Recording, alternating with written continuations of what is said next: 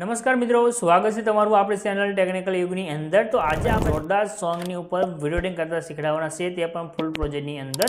તો કોઈ પણ મિત્રો ચેનલ સાથે નવા હોય તો ચેનલ સબસ્ક્રાઇબ કરી સાથે જે ઘંટીનું આઇકન છે તે દબાવી ચેનલ સાથે જોડાઈ દેજો। જો તમને આપણે વિડીયો બનાવવાની રીત સારી લાગે તો વિડીયોને લાઇક કરજો, તમારા ફ્રેન્ડ મિત્રો સાથે વિડીયોને શેર કરજો।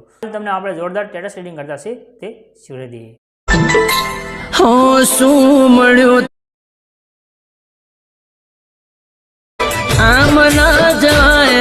જે વિડીયો જોશે એ વિડીયોનો ફૂલ પ્રોજેક્ટ લેવા માટે ડિસ્ક્રિપ્શનમાં તમારે જવાનું રહેશે। અહીંયા આગળ તમને લિંક મળશે, લિંક ઉપર ક્લિક કરશો, આ પ્રમાણે ખુલીને આવશે, લખ્યું છે ગુજરાતી એડિટર એસી।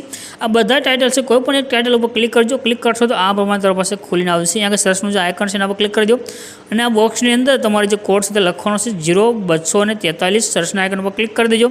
નીચે તમારી પાસે આ ટાઇટલ કોડ ને થંબનેલ આવશે, આના પર તમારે ક્લિક કરી દેવાનું છે। આના પર ક્લિક કરશો તો આ પોસ્ટ તમારી પાસે ખોલીને આવી જશે। આમાં તમારે સેજ નીચે આવી જવાનું છે, થોડાક તમે નીચે આવશો તો તમને અહીંયા આગળ લખેલું જોવા મળે છે ફૂલ પ્રોજેક્ટ, એના પર ક્લિક કરી દેજો। અહીંયા આગળ તમે ક્લિક કરશો તો તમારી પાસે ફૂલ પ્રોજેક્ટ છે જે એડ થઈને આવશે। यहाँ पर તમને નીચે जो ऑप्शन मिली रह्यो है इनपुट करवा माटे एना पर क्लिक करीने आ प्रोजेक्ट ने तमारो ओपन करी लेवानुं छे। हवे प्रोजेक्ट ओपन करशो तो आ प्रमाणे तमारी पासे खुलीने आवे छे। यहाँ तमारे बे इमेज चेन्ज करवानुं छे, एक बेकग्राउंड नी अंदर अने एक फोटानी वच्चे छे।